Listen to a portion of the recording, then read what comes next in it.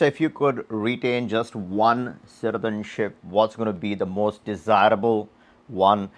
And that was the poll, that was the question that was put forward to expats. And this is not any Tom, Dick, and Harry.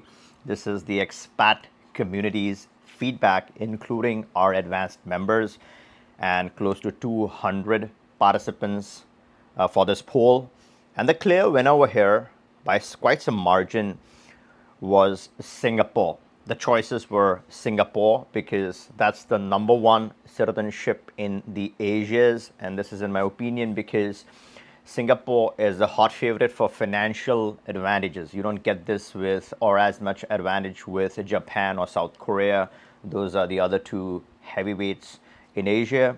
But Singapore clearly wins when you talk about expats. So that's the number one from Asia. The second choice I left was the US, Americas, not Canada, not Mexico. It is the US. Yes, I do understand a lot of people freak out on the citizenship based taxation, but these are trade offs, right? Yes, you have that on one side, but then US is the epicenter of innovation. You talk about all the high tech, the AI, your Google, your Facebook, whatnot, right? Everything great happens or starts, mostly I'm talking about majority of the stuff happens in the US and then it propagates to other parts of the world.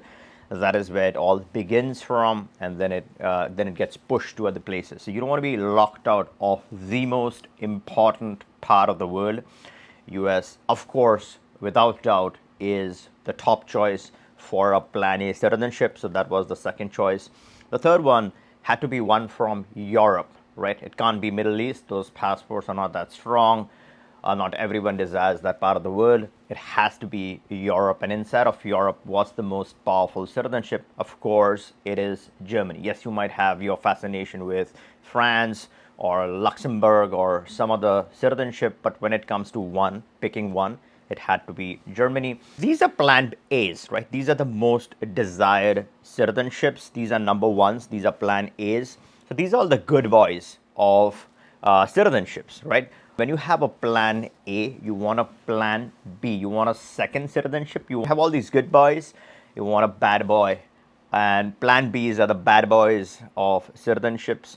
And expats are more crazy about the bad boys than they're about the good boys because they already come from a strong country. Most of the expats come from a good, decent country. They have a valuable, strong passport. Maybe they have a Canadian passport, an Australian passport, an American passport. So, what are some of the real bad boys of the Plan Bs? And there are a few, and I'm going to name a few, right? I'll talk about Honduras as being the number one bad boy. It is fairly simple to maintain the residency. It is possible to get the citizenship from that Honduras residency, right? The threshold or the process is pretty straightforward. $2,500 a month in a bank deposit. You have to every month keep entering in that $2,500. Don't have to maintain that balance, and this is where the trick lies, right? So a lot of people who smartly do this, it's fairly possible to keep depositing the required amounts in a bank. You get the Honduras residency, then you're looking at citizenship after 5 years, right? And it is a flexible residency. So the time on the ground is really very flexible. So this is a big advantage for someone who wants to earn a citizenship by planting the seed.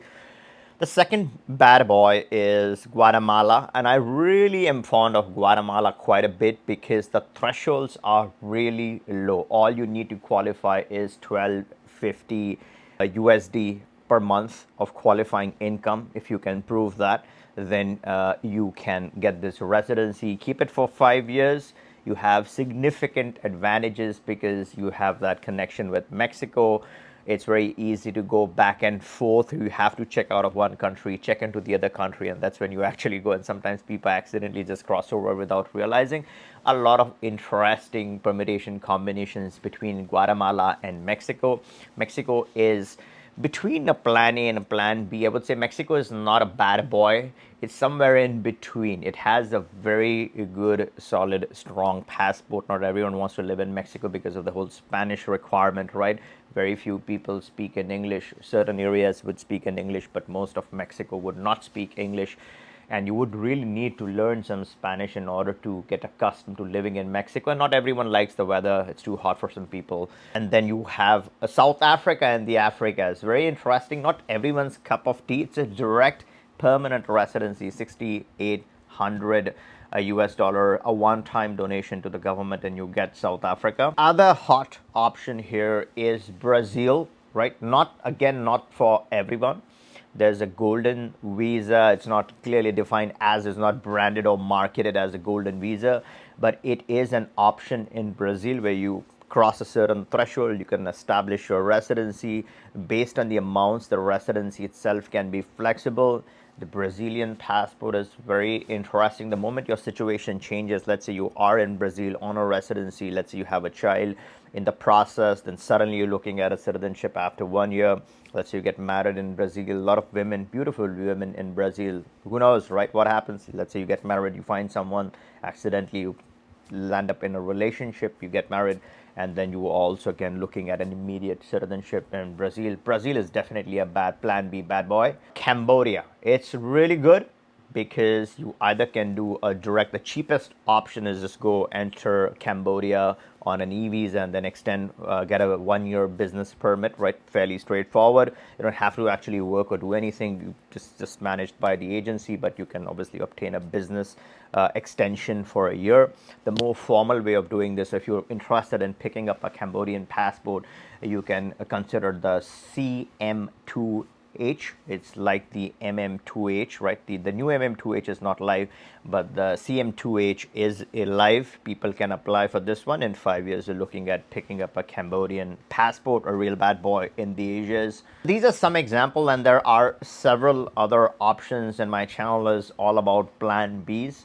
Now you have all these desirable plan A's. Let's say it's your lifelong plan of acquiring a plan A citizenship. So these are not going to be fairly simple. Plant the seeds, get the citizenship. No, this is separate. This is where you actually have to reside, physical residency, pay taxes, earn your solid, strong plan A citizenship. So that's one side of it.